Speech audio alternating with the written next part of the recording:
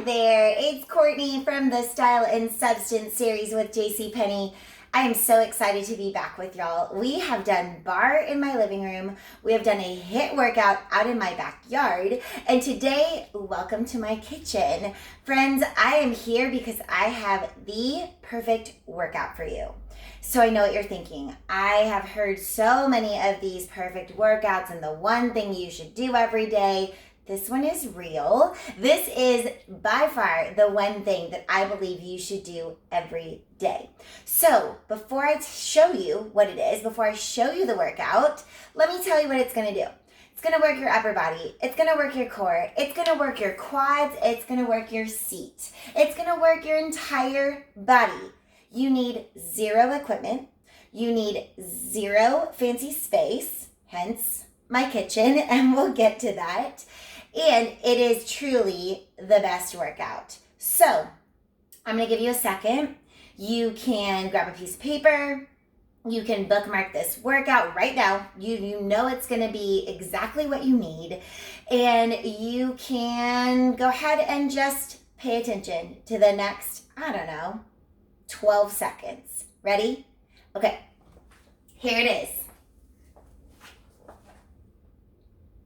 Guys, that's it. That is the whole thing. That's right, guys. Today we are talking about planks, just planks. And I'm here to tell you that they are not just planks. So you've probably heard about a plank. You've probably done a plank. You probably have heard all of the excuses in the book why you don't want to do a plank. My wrist hurt, my back hurts, I get bored. Y'all, I've heard it all, I have experienced it all, and I am still standing telling you that this is the perfect workout. So what makes it so special? You've probably experienced it in the core part of your workout, right? The core part, like all of it, the middle, whatever, the core part of your workout. But if we only think of it as a core workout, we're really leaving a lot on the table. Here's why. I will coach you through head to toe what's working in that plank. We're going to wrap up our time together, guys, with some common pitfalls and things that I really want you to avoid to make sure that this workout is effective for you, that this move is effective for you. We're going to wrap it up nice and clean with some modifications. I know that you hear modifications and you think, oh, she's going to tell me how to make it easier. That is false. Modifications are not about easier, guys. It's about how do I make this work for my body. And I think that there are plenty of modifications for you to make this work for your body, whether that means stepping it back a little bit and honoring your body where it is, or pushing it forward and finding a little bit more of a challenge. So let's get to it. Forearm plank is where we're going to end up. Full arm plank is where you just saw me. So a full arm plank. Let's start with your upper body. I want your hands to go right underneath your shoulders. They're not out here. That's a push-up. That is the cousin of the plank, but this is the plank. So what we're looking for are hands right under those shoulders.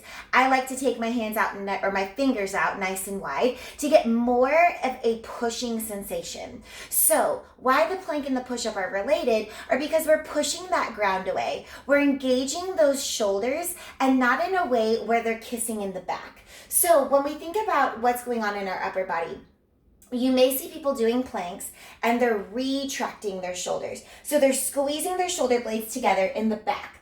I want you to do what's called protracting your shoulders. So if we step back into this plank in my kitchen, this is that retracted position. This is that protracted position.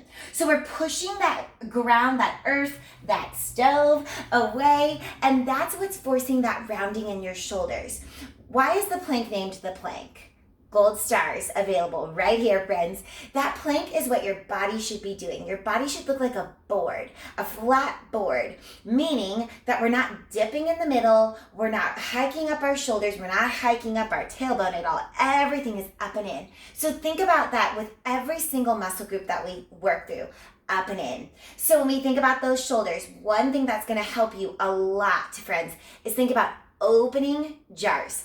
Pickles, peanut butter, almond butter, maraschino cherries, I don't know. There's a jar for every occasion, and you, my friends, are opening them. So as you open those jars, notice what happens to your shoulders. Not only do you have that beautiful protracted, not retracted position, but you also have your shoulders down away from your ears, which is going to be good for your neck. Speaking of your neck, friends, texting, computers, even workouts, your gaze is important. Where your eyes go, your body's going to follow. So I encourage you to take your gaze, whether you're in that full arm plank, forearm plank, I want your gaze to be 1 foot in front of you. Doesn't have to be exact, but the point is that you're not just dropping your head straight down. You have a little bit of an openness up out your chin off of your chest, also allowing that neck to be in a natural neutral position. So we've got gaze, we've got shoulders, we've got upper body engaged. When you open up those jars, do you feel that in your triceps?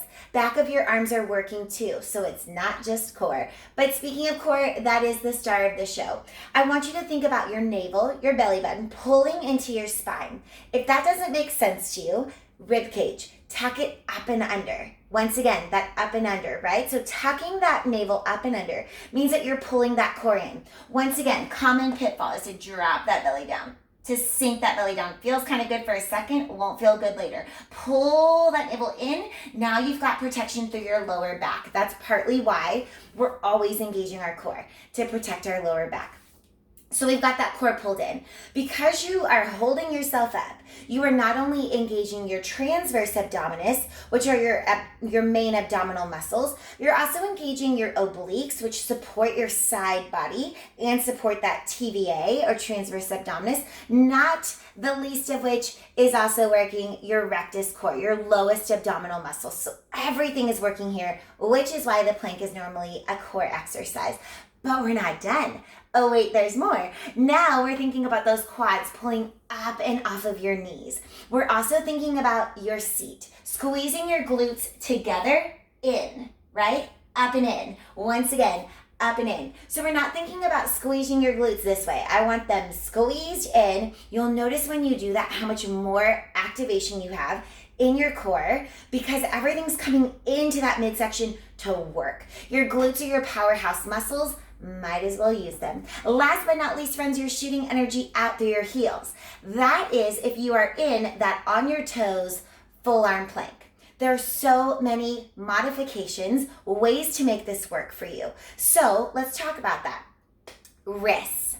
I get it. Wrists. These are tiny little muscles that are so important to the rest of your well-being. Let's take care of them. So if this hurts your wrists, one option, come to fists, like this. If fists don't work, do you have a set of hand weights that you can put on the ground that creates a little bit of space so that you're not just pushing those hands down? Another option is the forearm. So hello, forearm plank, which happens to be my favorite plank. I don't know if you can have a favorite plank. I have a favorite plank, and I think you will after this too, the plank masters you're becoming.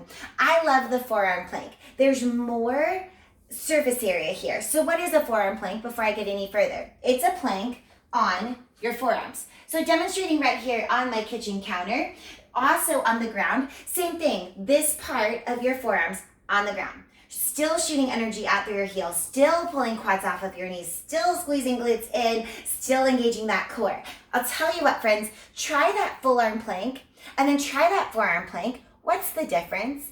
It's your upper body. So that full arm plank is a lot of work on your shoulders, on your biceps, on your triceps, on your pectoral muscles, your chest muscles, those push-up muscles that are just dying to be worked, right? So pushing that ground away is a lot of upper body engagement. When we go to that forearm plank, that's a lot of core engagement. It's a little bit of a breather for your upper body. You still have to be careful that you're not hiking those shoulders up, but it's a lot harder on your core. You're closer to the ground, which means you're having to work harder to fight against gravity. You have less space between you and the ground. You are using your entire body weight. You are using these forearms to push yourself off of the ground. But your wrists are happy. So if you have wrist issues, try that. Remember, wrists, fists, forearms. If those aren't working, stand up, friends. I'm in my kitchen 100% solely to show you this modification. So I got a stove and I have a counter. You choose what you like. In this stove or counter standing plank, what looks familiar?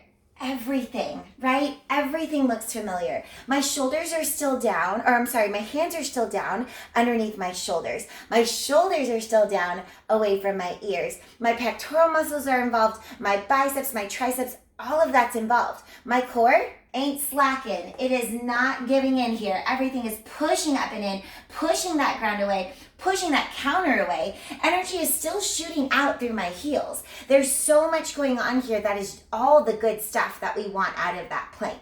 So I've showed you a lot of modifications to make this plank a little bit more doable. Notice I didn't say easier. It's not easier. The last option, friends, is to take it to your knees. So you can do this plank on your knees. If you're on your knees, you need to be on the fleshy part of your knees, not the joint, please, not the joint. You can cross your ankles and pull your heels into your seat. That's gonna light up your seat a little bit more. You're going to see that beautiful plank diagonal position that we need you to be in. So challenges, looking for challenges in this plank. One is going to be duration, doing the plank longer, doing the plank more often. You can do this every day. You can do this multiple times a day. You can build what's called density, adding 10 seconds on every time. I will advise you that if you are going for the length and duration of time, find something to distract you. Maybe it's a song, maybe it's a video, maybe it's a little short something that you have found, but do something, because watching the clock does not make it go faster. The other things you can do, the wider your feet, the easier this is. So you want to bring those feet in narrower. You want to step them as close together as possible. That makes your core work a little bit harder. You can also lift a leg, take turns, maybe lift a leg and pulse it, maybe pull a knee into your chest, maybe take it outside. Guys, the possibilities are endless. So all that's left is for you to try it and then put in the comments which one is your favorite. Maybe something that surprised you, maybe something you didn't even know was working in this seemingly core exercise. Whatever you do, I want to hear about it. So let me know, and don't forget to check in every week for new style and substance. Thanks so much for tuning in, y'all.